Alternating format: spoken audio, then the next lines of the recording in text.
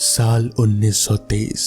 वो एक 10 साल का बच्चा था जो इस समय एक नदी के किनारे बैठा हुआ था। अपने ही ख्यालों में वो गुम था और उसी ख्यालों में गुम वो नदी में पत्थर फेंक रहा था। शाम का समय था। अचानक से ही उस बच्चे को एक अजीब सा एहसास हुआ। उसने देखा कि कहीं जोर जोर से भारी रुदन की आवाज आ रही है, जैसे कोई बहुत ही भयंकर तरीके से जोर जोर से रो रहा हो। अभी वो आवाज सुन ही रहा था कि उसे अपने सामने एक भयानक आश्चर्य दिखा।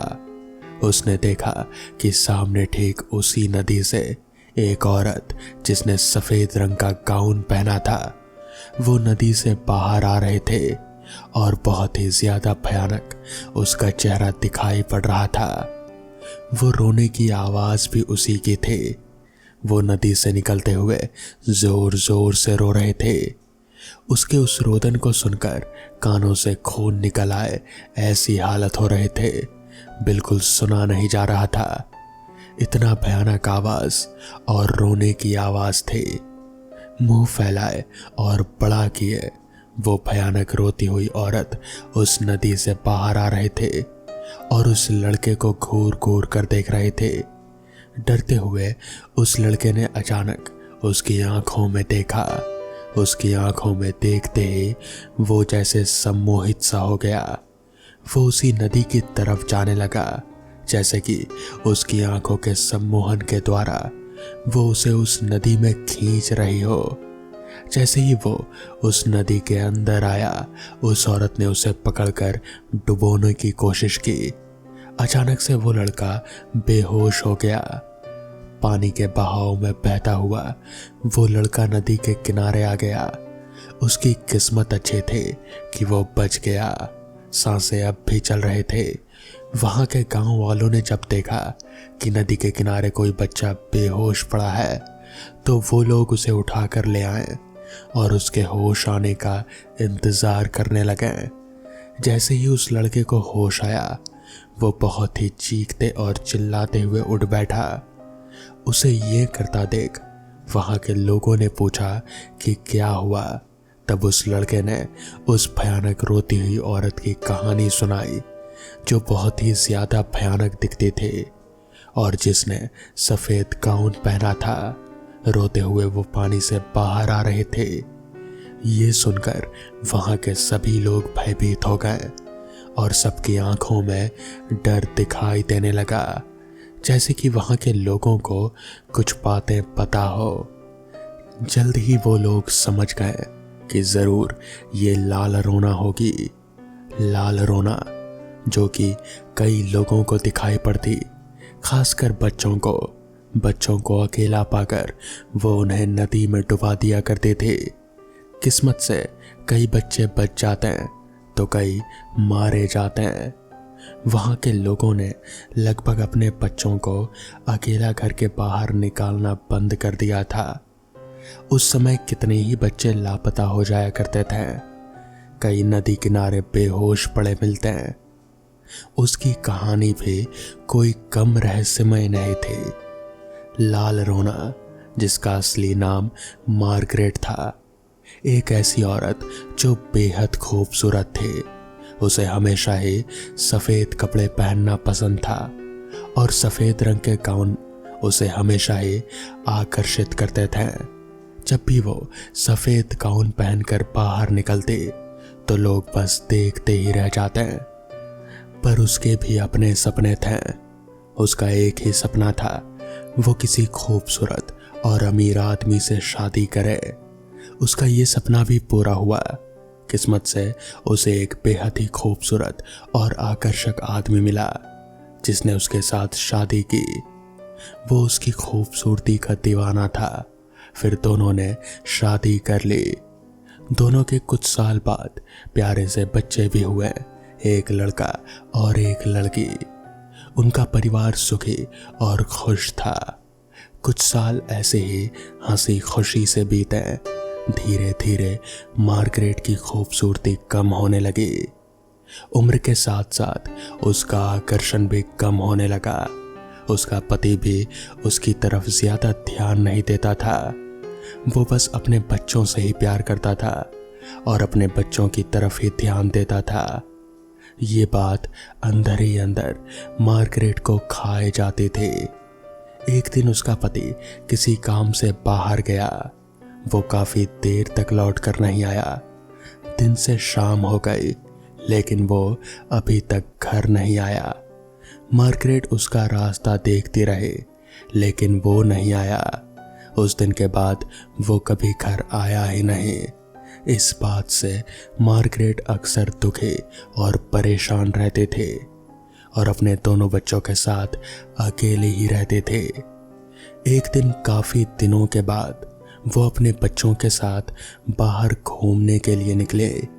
नदी किनारे सैर कर रहे थे कि अचानक उसका ध्यान गया कि एक शख्स जिसे वो जानते थे, उसे पहचाना सा लगा।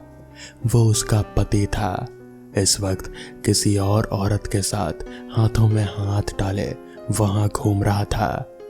वो समझ गई कि उसे छोड़कर उसका पति किसी दूसरी औरत के साथ है। तभी अचानक उसके पति की नजर मार्गरेट पर पड़ी। मार्गरेट आंखों में आंसू लिए उसके पति को देखती रही। उसके पति ने मार्गरेट को अनदेखा करते हुए उसके बच्चों की तरफ देखा और उनकी तरफ देखकर मुस्कुराया। ये बात मार्गरेट को अंदर तक चुभ गई। वो खुद को अपमानित महसूस करने लगी। गुस्से और अपमान में जली वो अपने पति को सबक सिखाने चाहती थी।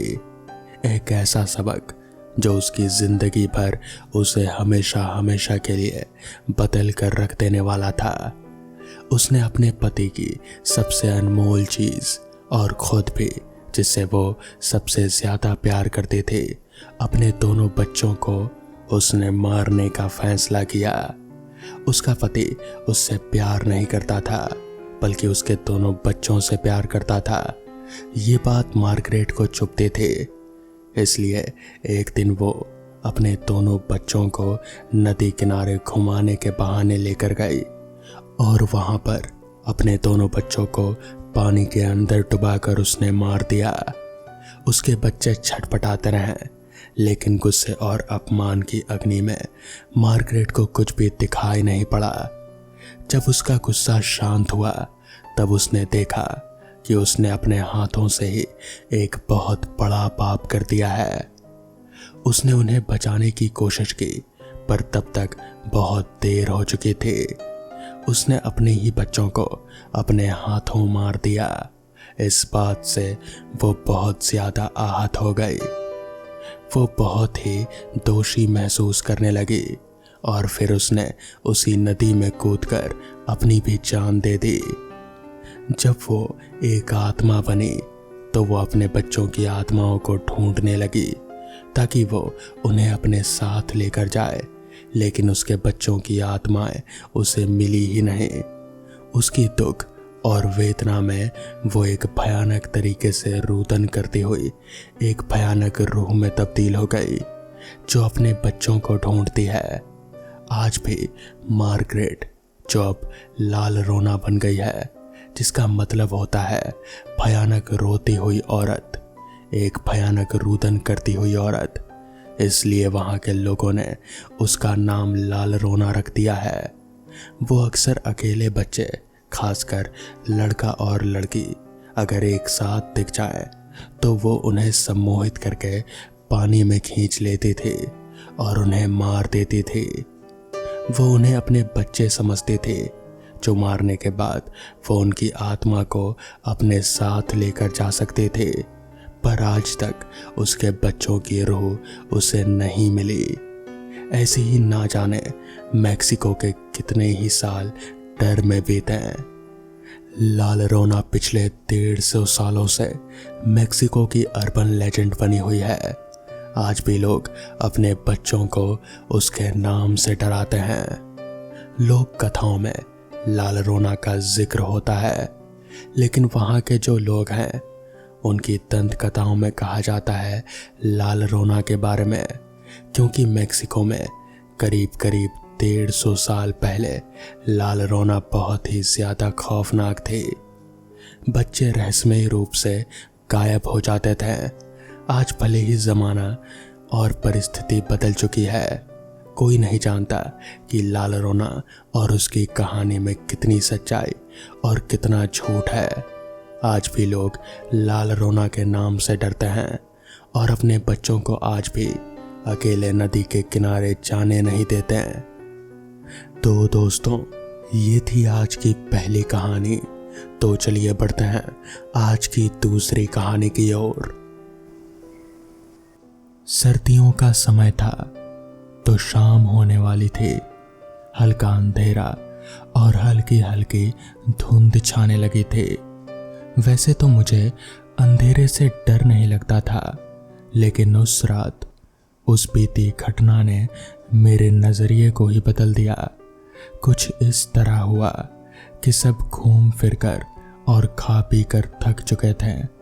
अंधेरा और सर्दी भी समय के साथ ही बढ़ रहे थे, तो सबने वापस घर चलने का सोचा। कुछ दोस्त एक साथ चल दिए तो कुछ मेरे साथ। उन लोगों के घर ज्यादा दूर नहीं थे तो उन्हें ज्यादा वक्त नहीं लगा घर पहुंचने में। मेरा घर काफी दूर था तो मैंने कुछ दूरी पैदल चलने का सोचा। अब तक अंधेरा काफी घना हो चुका था और सर्दी भी धुंध के साथ ही साथ बढ़ रहे थे। अब तक सब सामान्य चल रहा था। मुझे बिल्कुल नहीं लगा कि कोई मेरा पीछा कर रहा है, क्योंकि सड़क पर मैं अकेला ही चल रहा था। सड़क पर धुंध होने के बावजूद भी अच्छी खासी रोशनी पड़ रहे थे। चलते चलते मैं काफी रास्ता तय कर चुका था, लेकिन अभी भी मैं घर से काफी दूर था। अब तक धुंध काफी गहरी हो चुकी थी। मुझे अजीब बात ये लगी कि उस सड़क पर चलते हुए लगभग 20 मिनट हो चुके थे, लेकिन इस बीच वहां से ना कोई गाड़ी निकली और ना ही कोई इंसान दिखा। गाड़ी ना मिलने की वजह से अब चलते चलते मैं काफी दूर आ चुका था। कोई गाड़ी ना आते देख मैंने बाकी का रास्ता पैदल चलना जारी रखा। काफी देर तक चलते रहने से मैं काफी थकने लगा था। धुंध और सर्दी भी काफी गहरी हो चली थी। मेरी सांस जैसे ठंड की वजह से फूल रहे थे। सड़क पर पड़ रही गहरी रोशनी भी धुंध की वजह से अब हल्की हो चली थी। रास्ता जाना पहचाना होने की वजह से धुंध में मैं भी रास्ता पहचान पा रहा था। काफी देर और चलने के बाद मैंने ध्यान दिया कि रास्ते पर पड़ रही रोशनी काफी पीछे रह चुकी है। धुंध और सर्दी अब काफी बढ़ गई थी। रास्ता अब धुंधला दिखने लगा था। ताज्जुब की बात यह थी कि मैं काफी देर से चलते रहने के बावजूद भी अभी तक घर से काफी दूर था। मैंने कदम धीरे करके धुंध में रास्ता पहचानने की कोशिश की, पर मुझे अंधेरे में कुछ साफ साफ नजर ही नहीं आ रहा था। अब मुझे घबराहट होने लगी थी कि कुछ ठीक नहीं हो रहा है। इस स्थिति में आगे चलने के अलावा और कोई रास्ता नहीं था। मेरे मोबाइल की बैटरी भी खत्म हो चुकी थी, तो मदद के लिए किसी को बुलाया भी नहीं जा सकता। आसपास धुंध के सिवा कुछ नजर नहीं आ रहा था। काफी समय गुजर चुका था तो मैंने उसी सड़क पर चलना जारी रखा। अब सर्दी और धुंध की वजह से उस रास्ते पर चलना मुश्किल लगने लगा था। ज्यादा समय गुजारने की वजह से भूख और थकान भी लगने लगी थे। कुछ मिनट की दूरी तय करने के बाद मुझे याद आया कि मैं हमेशा अपने साथ एक छोटी टॉर्च और माचिस रखता हूँ। मैंने वो छोटी टॉर्च निकाली। खैर, उसमें बैटरी थी, ये बहुत ही अच्छी बात थी। टॉर्च छोटी थी तो रोशनी भी ज्यादा नहीं थी और धुंध बहुत गहरी थी। हाँ, लेकिन फर्क इतना जरूर पड़ गया था कि अब मैं रास्ता देख पा रहा था। मैंने टॉर्च की रोशनी आसपास घुमाई तो वो रास्ता मुझे कुछ जाना पहचाना नहीं लगा। साफ साफ नजर नहीं आ रहा था। अब मुझे घबराहट के साथ डर भी लगने लगा। मैंने सोचा शायद मैं धुंध में रास्ता भटक गया हूं। टॉर्च की मामूली रोशनी के सहारे मैं आसपास देखने लगा। अभी कुछ कदम आगे रखे ही थे कि लगा कोई पीछे से गुजरा। किसी के होने का आभास हुआ। मुड़कर देखा तो काफी गहरी सफेद धुंध जो रात के उस अंधेरे में बहुत ही काली और भयानक लग रही थी, उसके सिवाय और कुछ नहीं था। अपने डर पर काबू रखते हुए खुद को समझाया कि कोई जानवर होगा। रात काफी हो चुकी थी। सर्दी और अंधेरा अब बहुत ज्यादा बढ़ चुका था और अब तक भी घर नहीं पहुंचा था। जैसे जैसे रात बढ़ रहे थे, सफेद धुंध काले साए की तरह लगने लगी। जैसे तैसे हिम्मत करके उस डरावनी रात में कदम उठाए मैं चल ही रहा था कि अचानक किसी के होने की आहट महसूस हुई। मैंने रुक कर देखा मगर कोई नहीं था। मैं अपने मन को समझा ही रहा था कि शायद ये सब बस मेरा एक वहम है। कोई इतनी सर्द रात में यहाँ कैसे होगा और क्यों ही होगा। लेकिन हो सकता है कि कोई मेरी तरह रास्ता ही भटक गया हो। फिर ये सोचकर आगे कदम बढ़ाना ही सही समझा कि कहीं चोर उचक्का भी हो सकता है। अभी ये सोच ही रहा था कि एक गर्म हवा का झोंका चेहरे से टकराया। उस समय मुझे इतना तो समझ आ गया था कि कुछ तो है जो ठीक नहीं है। हैरान करने वाली बात यह थी कि इतनी सर्दी में गर्म झोंका कहां से और कैसे आया। मैंने आसपास नजर दौड़ाई। कुछ खास नजर नहीं आ रहा था सिवाय कोहरे के। इस बात से मैं काफी डर गया था कि कुछ है जो दिख नहीं रहा लेकिन महसूस हो रहा है। मैंने डर के साथ आगे बढ़ने के अलावा और कोई दूसरा रास्ता नहीं देखा। चलते चलते काफी समय हो चुका था। लगातार चलते रहने से अब पैर भी काफी दुखने लगे थे। कदम अब धीरे पड़ गए थे तो सोचा कि कुछ मिनट कहीं रुका जाए, थोड़ा पैरों को आराम मिले, फिर उसके बाद चलेंगे। यही सोचकर मैंने छोटी टॉर्च घुमाई, आसपास नजर डाली, लेकिन सिर्फ घने अंधेरे के और कुछ नहीं दिख पा रहा था। मुझे वहीं पास ही में एक पत्थर नजर आया। बिना वक्त गवाए वहां उस पत्थर के ऊपर बैठकर सोचने लगा कि ये सब हो क्या रहा है। अभी सोच ही रहा था कि फिर वही आहट सुनाई दी, फिर वही गर्म हवा का झोंका बिल्कुल पास से निकलता हुआ महसूस हुआ। अब कुछ लगने लगा कि कुछ तो गड़बड़ है। टॉर्च की रोशनी से इधर उधर देखा तो कुछ साफ नहीं दिख रहा था। अचानक मेरी नजर अपने से थोड़ी दूर कुछ नजर आया। मैंने ध्यान से उसे देखने की कोशिश की तो मुझे कोई धुंधला सा साया नजर आया। मारे डर के इतनी सर्दी में भी पसीने आने लगे थे। मैं चाह कर भी उस परछाई पर से नजर नहीं हटा पा रहा था। शरीर मानो जम गया हो। अचानक वो साया गायब हो गया। मैंने नजर इधर उधर घुमाई तो कुछ दिखाई नहीं पड़ा, लेकिन दूसरे ही पल वो साया बिल्कुल चेहरे के सामने था, इतना करीब कि अंधेरे में भी साफ दिख पा रहा था। उसकी गर्म सांसें साफ साफ महसूस हो रही थी। अब समझ आ गया था कि यह साया काफी समय से पीछा कर रहा था और अपनी मौजूदगी का एहसास दिला रहा था। डर के मारे मैंने आंखें बंद कर लीं। थोड़ी देर बाद जब मैंने हिम्मत करके आंख खोली और इधर उधर देखा तो वो साया गायब हो चुका था, लेकिन उसकी मौजूदगी का एहसास वो मैं अब भी कर पा रहा था। उसकी मौजूदगी के एहसास से ही शरीर डर से जम रहा था।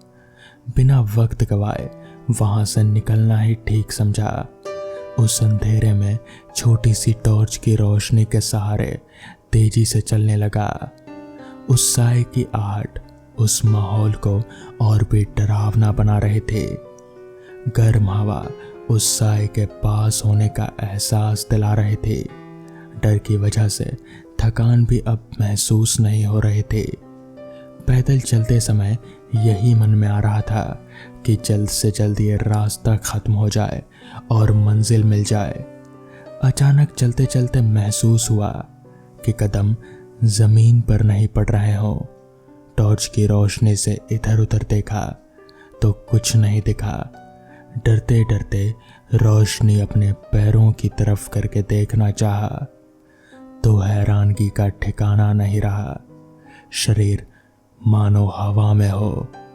इससे पहले कि मैं कुछ समझ पाता, कोई चीज टकराई।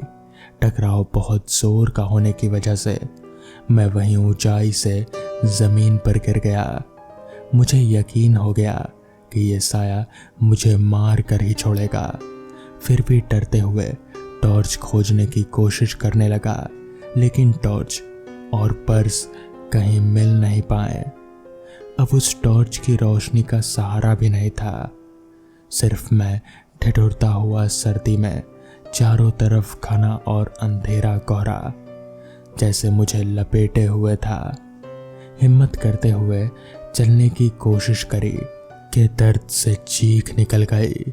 शायद पैर में चोट लग गई थी और चोट बहुत ज्यादा ही थी, क्योंकि शायद खून भी निकल रहा था। अंधेरे की वजह से कुछ दिख नहीं पा रहा था। अभी कुछ कदम रखने की कोशिश किया ही था कि फिर से अपने आप को हवा में महसूस किया। उसी साए की मौजूदगी का एहसास हो रहा था। अब डर और दर्द से शरीर जम चुका था। अपनी मौत सामने दिख रहे थे। मन में ख्याल आया कि अच्छाई और बुराई एक साथ चलती है। यही सोचकर अपने भगवान का नाम लिया और ईश्वर का मंत्र, जो कि उस समय मुझे याद था, उसका मन में जोर जोर से जप शुरू कर दिया। फिर एक जोर का टकराव हुआ और जमीन पर आ गिरा। इसके बाद आंख खोल कर देखा तो सिर्फ अंधेरा ही अंधेरा नजर आया। उसके आगे याद नहीं। जब आंख खुली तो सामने घर वाले थे। शायद मैं बेहोश हो गया था। ताज्जुब की बात यह थी कि घड़ी में उस समय सिर्फ 8 बज रहे थे। उस दिन, जिस दिन हम दोस्त घूमने गए थे, पूछने पर पता चला कि मेरे मोबाइल नंबर से किसी ने कॉल किया था कि पास में एक पुराने खंडर कब्रिस्तान में एक लड़का बेहोश पड़ा है। शायद सर्दी की वजह से बेहोश हो गया है। लेकिन मैं वहां पहुंचा कैसे? शायद मैं धुंध और रात के अंधेरे में रास्ता भटक गया। हैरान करने वाली बात कि मोबाइल तो स्विच ऑफ हो गया था। चार्जिंग खत्म होने की वजह से फिर से कॉल किसने की? फिर रात बीती, सारा घटनाक्रम याद आने लगा। याद आया कि पैर में चोट लगी थी, जिसकी वजह से मैं चल नहीं पाया था। लेकिन ये क्या, पैर में तो कोई चोट के निशान ही नहीं थे। हल्की सी मोच या दर्द का एहसास जरूर हो रहा था, पर यह कैसे हो सकता है? मानो मैंने जागती आंखों से कोई सपना देखा हो, या फिर यह सच था। क्या वो सपना था या फिर सच, मुझे आज तक समझ नहीं आया। मगर हाँ, वो पैर की चोट अभी भी मुझे महसूस होती है कभी कदार।